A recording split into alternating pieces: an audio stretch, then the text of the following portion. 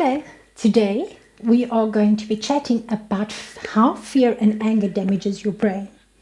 So if you're new to this channel and if you want to empower yourself and live a life free from brain damage by emotions, please scroll down and hit that red subscribe button. If you share this video, it may just save a friend's life. I'm going to tell you how your anger outbursts and living with fear damages your brain. So fear and anger makes your adrenal gland release cortisol.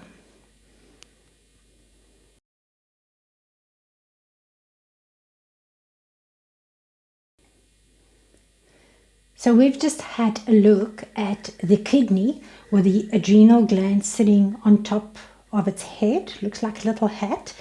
And the adrenal gland is the one pumping off the cortisol. Okay, so cortisol creates more of the neurotransmitter glutamate. Glutamate is not our friend because it creates free radicals. In other words, unattached oxygen molecules. Free radicals are like crazy, gunslinging lunatics running inside your brain. Their mission is to punch holes in the walls of your brain cells, tearing them and ultimately causing brain cell death. So, as your brain cells are busy dying, your ability to remember or think clearly becomes damaged. Stop, stop, stop. Do not reach for the cigarettes or the wine or the packet of chips. That just contributes to your free radical load. It's like arming the house robbers with additional guns and knives. You're just doing more damage to your brain. So that's why you are forgetful. Memory problems are often the very first sign of stress. So you can't find your car keys, you forgot an appointment again.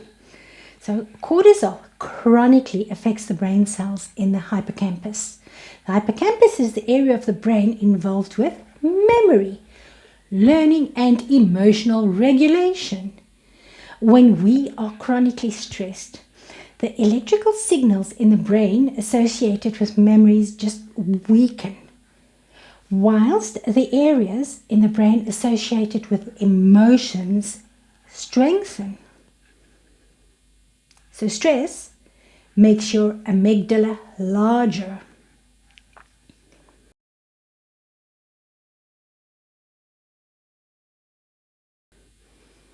So we've just looked at a photo there where the white arrow is with the amygdala just swelling up, getting bigger and bigger the more you stress. As chronic stress increases, the size of the amygdala increases. Its capacity to react to fear. Stress actually increases the physical size of the amygdala, like we've just seen. Its activity level and the number of neural connections. The larger the amygdala gets, the more intense your fear and your anger outbursts will become. So if you get angry quite often, you probably have a huge amygdala. You've caused it. Wait, we'll get to good news. We'll get to good news. So whilst you might lose brain cells every day, you also make new ones every day.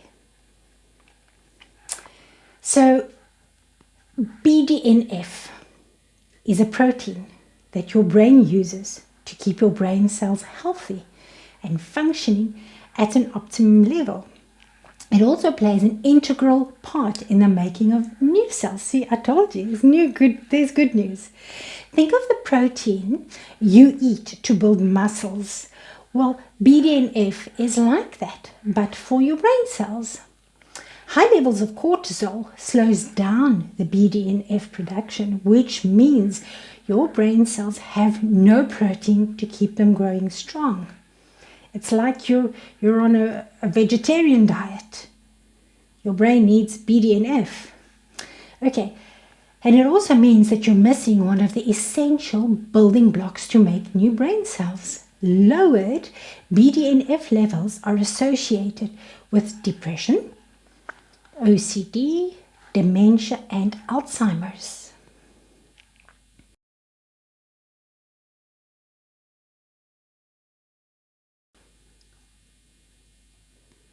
So here we've just seen the brain of a healthy person, a nice fat brain, full fat brain, and then we've also had a look at the emancipated, emaciated, not emancipated, emaciated brain of a person who suffers from Alzheimer's. And yeah, it's actually quite sad. So stress depletes critical brain chemicals. Our brain cells use chemicals called neurotransmitters to communicate with each other. Some of these neurotransmitters are called serotonin and dopamine. Sure, you've heard of them. So serotonin is the chemical in your brain that produces and makes you feel happy. It also plays a large role in your mood, the ability to learn, your appetite control. So those people have said, I'm an emotional eater. You weren't lying, it's true. And your ability to sleep well, to sleep peacefully. So dopamine is the chemical that gives us our get up and go. It motivates us. It gives us a reason to get the job done. So cortisol. Again, cortisol depletes serotonin and dopamine levels. It actually damages the receptor sites of these neurotransmitters. Women who are low in serotonin are prone to depression and anxiety. And interestingly, binge eat. Men are more inclined towards alcoholism, ADHD, and impulse control issues. When your brain is low in dopamine, which is in charge of your motivation, you're left feeling unenthusiastic, unmotivated, and lethargic.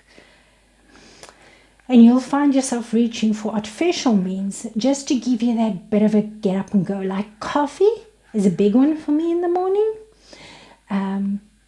You could be reaching for sugar just to get you over the hump, or alcohol just to get you through the evening, and you could even turn to illicit drugs. Clinically speaking, serotonin-based depression is usually accompanied by anxiety and irritability, whilst dopamine-based depression presents as a lack of enjoying life and just feeling lethargic. So chronic stress shrinks your brain.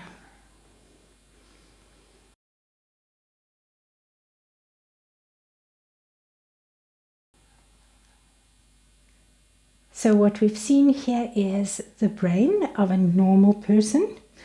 Nice, fat, plump, healthy. And then the smaller brain of somebody who's been living under chronic stress. And our old friend cortisol is lethal in its ability to destroy and harm existing brain cells. And it's determined to stop the production of new ones. It doesn't stop there. It damages the prefrontal cortex. So the prefrontal cortex is the most evolved part of the brain. Your control center, your hard drive, if you will, it's in charge of all our highest cognitive abilities. However, it's also the most sensitive to stress. Even mild stress can cause a rapid deterioration in your cognitive abilities. And prolonged stress will actually cause architectural changes in the prefrontal dendrites. Now, the dendrites are the small branches that come off the neuron. They are imperative for the electrochemical stimulation of the cell.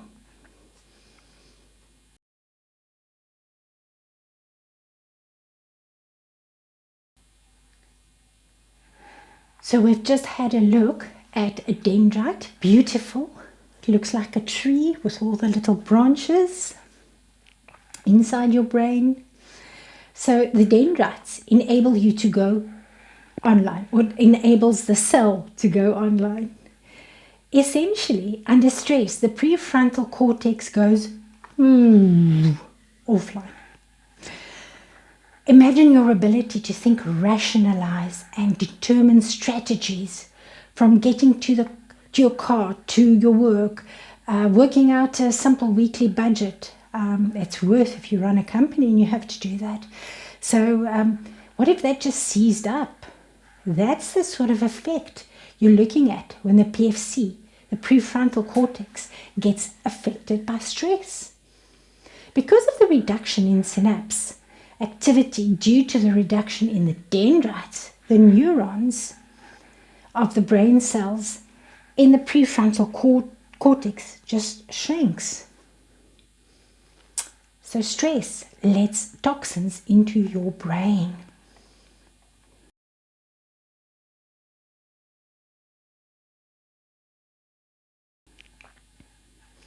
So we've just seen that red layer all around your brain.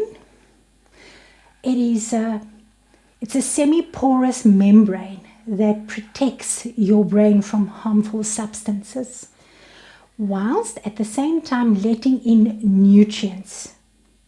When you are under prolonged stress, this filter becomes more porous. It's like a sieve and the holes just get bigger and bigger and bigger, letting in more pathogens, heavy metal, not music, and other toxins through your blood-brain barrier. That's what it's called.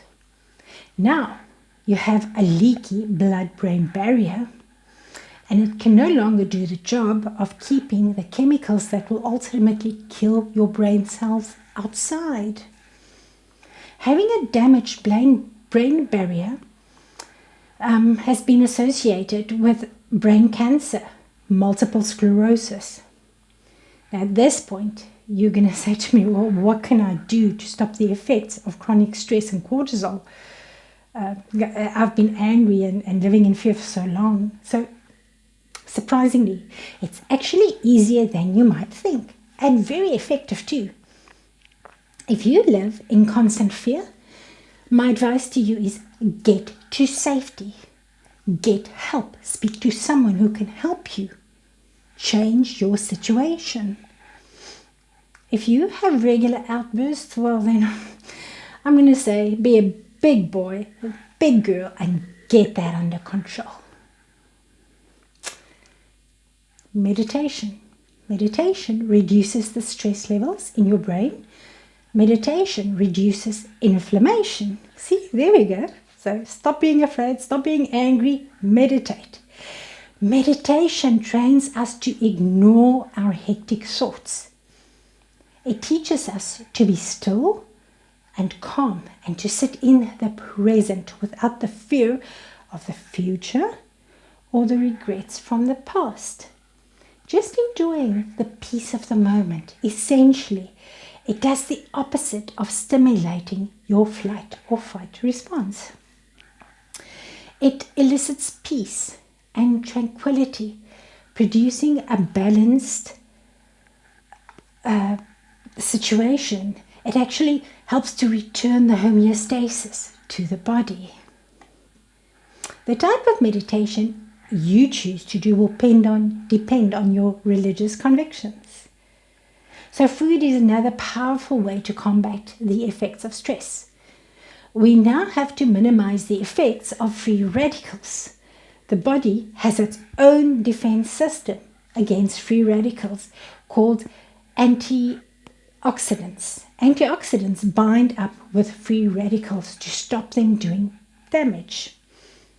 There are several enzyme systems in the body that scavenge for free radicals. Your body cannot produce antioxidants by itself. Instead, your body gets it from food, like vitamin E, vitamin C, and beta-carotene, or vitamin A rather, are all excellent antioxidants. Start with a diet high in antioxidants food, like certain fruit, like dark-colored grapes. Not dark-colored chocolates. Yeah, let's stick with the grapes. blueberries and the raspberries. Nuts and dark green leafy vegetables are good choices. So BDNF is the protein that helps build new brain cells. And it keeps your existing brain cells strong and healthy. So you can rapidly increase your BDNF by getting daily exercise. You don't have to be running for gold. Walking is just as good. Stress is a direct response to your thoughts. It is a physical reaction to the issues that confront us, whilst your brain continues to perceive these situations as threats. Remember, your brain doesn't know what is real and what is just imagination. Your brain doesn't know this. So feed good thoughts. Give it good things to react to. So it causes an onslaught of biochemical reactions inside of us. You can stop that. However, to do that will require self-control. We need to be conscious about regulating our emotions. The food we eat, the daily exercise we get, and even I cannot stress this enough, the very thoughts we think. So I greet you with this precious thought that if you have faith in yourself, the size of a little old mustard seed, nothing is impossible for you. And you can control your temper. And you can address your fear. Till next time.